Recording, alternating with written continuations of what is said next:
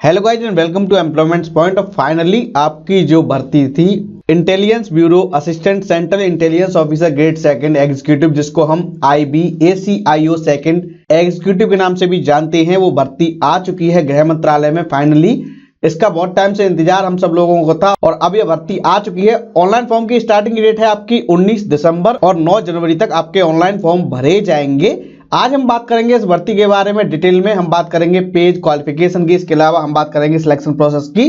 तो आपको ACIO second executive भर्ती की पूरी जानकारी आज मिलने वाली है। चलिए शुरू करते हैं। तो साथ ही विज्ञप्ति जारी हो चुकी है और आज के एम्प्लॉयमेंट न्यूज में भी आ चुकी है कि आपकी भर्ती के फॉर्म 19 दिसंबर से भरना शुरू हो जाएंगे।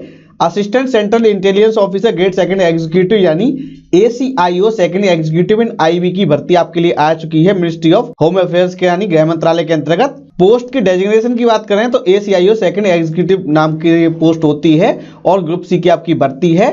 टोटल वैकेंसी आपके लिए 2000 आई हुई है। टोटल 2000 पोस्ट पर आपकी भर्ती रहने वाली है और सैलरी इसमें जैसा कि आपको पता है काफी शानदार रहती है। स्टार्टिंग में ही आपको लगभग 60,000 रुपए महीने मिलेंगे। तो 60,000 रुपए महीने आपको ये मिलने वाले हैं स्टार्टिंग में ही और बाकी ये टाइम टू टाइम बढ़ता रहता है क्योंकि इसमें आपको ढेर सारे सिक्योरिटी अलाउंसेज और भी अलाउंसेज मिलते हैं। 20% आपको बेसिक का सिक्योरिटी अलाउंस ही मिलता है। इसके अलावा आपको 30 दिन का कैश कंपनसेशन भी मिलता है क्योंकि इसमें आपको छुट्टियां कम मिलती हैं। एसेंशियल क्वालिफिकेशन की बात करें तो आपके पास ग्रेजुएशन की डिग्री हो, किसी भी सब्जेक्ट में हो, आप अप्लाई कर सकते हैं। और अगर आपको कंप्यूटर्स की नॉलेज है तो ये अच्छी बात होगी, लेकिन इसके बिना भी आप फॉर्म भर सकते हैं, कोई दिक्कत आपको नहीं आएगी।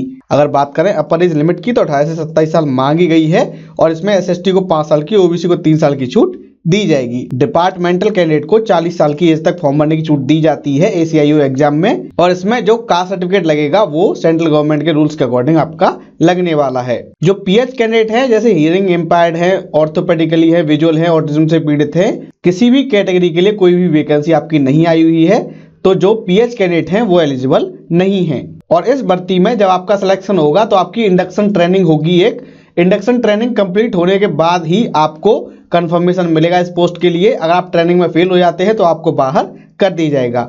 ऑनलाइन फॉर्म आप 9 जनवरी तक भर सकते हैं। SST OBC को रिजर्वेशन गवर्नमेंट ऑफ इंडिया के रूल्स के अकॉर्डिंग दिया जाएगा। अगर बात करें आपका प्लेस ऑफ पोस्टिंग कहाँ रहने वाला है तो आपको भारत में कहीं भी सेवा करने के लिए भेजा जा सकता है। तो अगर आप पूरे भारत में कहीं भी सेवा करने के इच्छुक हो तभी आप अप्लाई करें। एग्जाम सेंटर्स के बारे में हम बात कर लेते हैं। तो एग्जाम सेंटर आपके पूरे भारत में बनाए गए हैं। आंध्र प्रदेश में गुंटूर, काकीनाडा, कुर्नूल, नेल्लोर, राजमुंद्री, तिरुपति, विजयवाड़ा, विशाखापत्तनम, विजयनगरम, इसके अलावा हरियाणा, हिमाचल, जम्मू, महाराष्ट्र, हर राज्य में आपके एग्जाम सेंटर बनाए गए हैं और आप अपने हिसाब से चुन सकते हैं। जहां भी आपको सूटेबल हो आपके आसपास वो एग्जाम सेंटर आप ले सकते हैं और आप वहां एग्जाम अपना दे सकते हैं।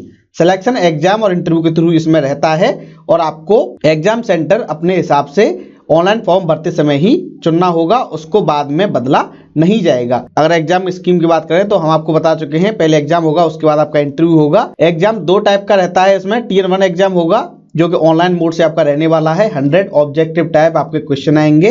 ये 5 पार्ट में डिवाइड होगा, प्रत्येक पार्ट में 20 क्वेश्चन आपके रहने वाले हैं।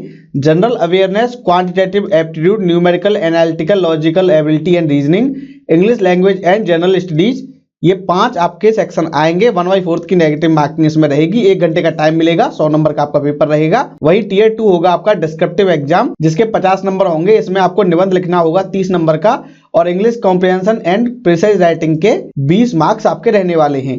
तो 1 घंटे में 50 नंबर का आपका रिटन में एग्जाम होगा। जैसे हम 10th 12th में लिखते हैं वैसा एग्जाम आपका रहने वाला है। इसके बाद होगा आपका इंटरव्यू। इंटरव्यू जो होगा वो 100 नंबर का रहने वाला है और ये उन्हीं कैंडिडेट का होगा जो अपना पेपर क्वालिफाई कर लेंगे। एक चीज हम आपको बता दें, आपको दोनों पेपर में पास होना अनिवार्य है, नहीं तो आपको इंटरव्यू के लिए नहीं बुलाया जाएगा। अगर हम बात करें मिनिमम कट ऑफ की तो आपको सामान्य वाले हैं तो 35 नंबर, OBC EWS है तो 34 नंबर, SC/ST है तो 33 नंबर लाने होंगे Tier 1 एग्जाम में, तभी आपका पेपर क्वालिफाई माना जाएगा। और जो आपका इंटरव्यू होगा उसमें आपका साइकोमेट्रिक टेस्ट और एप्टीट्यूड टेस्ट होगा जो कि इंटरव्यू का ही पार्ट होगा। एक साइकोलॉजिस्ट बैठता है जो आपको ऑब्जर्व करता रहेगा और अपने पॉइंट वो नोट करता रहता है, उसी के बेस पर वो मार्क्स देता है।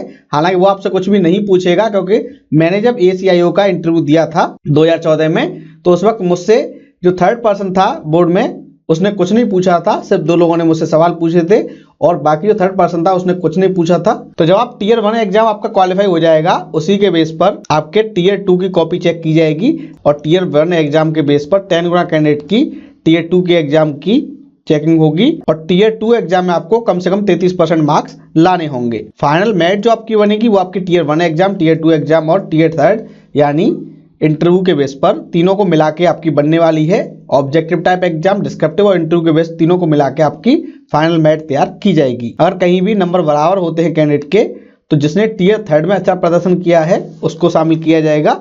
अगर वहां भी नंबर बराबर है तो टीयर 2 के मार्क्स के बेस पर आपको शामिल किया जाएगा।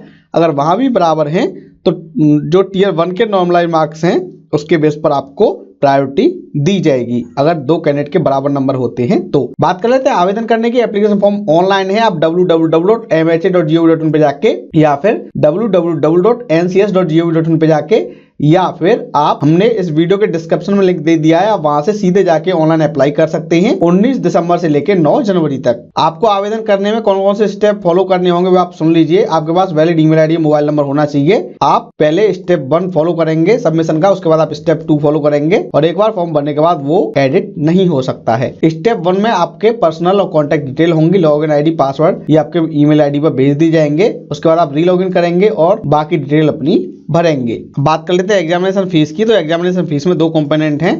पहला है एग्जाम फीस 100 रुपए है, वहीं रिक्रूटमेंट प्रोसेसिंग चार्ज जो है वो 500 रुपए रखा गया है। जनरल ओबीसी के मेल कैंडिडेट, ईडब्ल्यूएस के मेल कैंडिडेट 600 रुपए जमा कराएंगे, वहीं एससी/एसटी फीमेल एक्स-सर्विसमैन 500 रुपए जमा कराएंगे। एग्जाम फीस 100 रुपए है और प्रोसेसिंग फीस 500 रुपए है। मोड ऑफ पेमेंट की बात करें तो ऑनलाइन ऑफलाइन दोनों तरीके से आप फीस का पेमेंट कर सकते हैं। और जो कैंडिडेट एसबीआई चालान के थ्रू फीस जमा कराना चाहते हैं वो 12 जनवरी तक चालान के थ्रू फीस जमा करा सकते हैं। फॉर्म भरने की लास्ट डेट है 9 जनवरी। तो साथियों ये थी जानकारी जो भर्ती आई है इंटेलिजेंस ब्यूरो में यानी आईबी में। आईबी ACIO सेकंड एग्जीक्यूटिव भर्ती 2020 के बारे में हमने आपको बताया।